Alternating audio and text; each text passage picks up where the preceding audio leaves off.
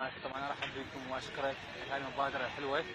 بالمناسبه انا ما مرشح ملك جمال ولا من شنو، وكان لي الشرف انه ارشح. اذا رشحت انا بهش موضوع انه اعرف راس العراق اكيد، واحنا يعني معروفين العراقيين بالفن مالنا والثقافه والجمال.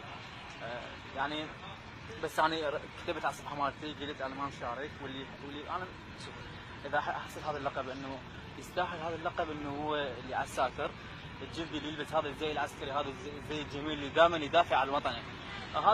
هذا الشيء.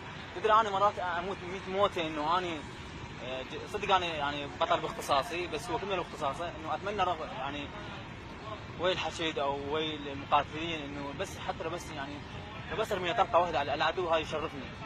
وحاب اقول للحشيد يعني طبعا انا دائما ادعي لكم واتمنى لكم النصر ان شاء الله، الحشيد وجميع اصناف العراق والجيش. طبعا الصفحات اللي نشرت عني هي صفحات غير رسميه وهميه.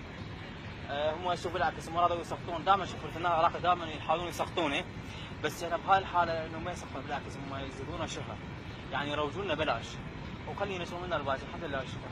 عندنا اعمال هي تثبت، كل انسان يثبت نفسه بشغله وبعمله وبتعامله ويا الناس. يعني تعامله ويا الناس الحمد لله والشكر، تعامل انه صالح وما ادري اي شيء واحب كل الناس. واحب انوه على شغله صارت، شكو واحد غلط علي وانا مسامحه، ليه ظل بالكم كنتم مسامحكم. اوكي. وتعريفا لاختصاصك بالفن، يعني التعبير عن الجسد او شنو؟ انا اشتغل نوعا ما مثل باليه، مثلا المسرح التعبيري، الدراما دانس، او اخرج بعض الافلام السينمائيه القصيره. يعني مو ظلت بالصور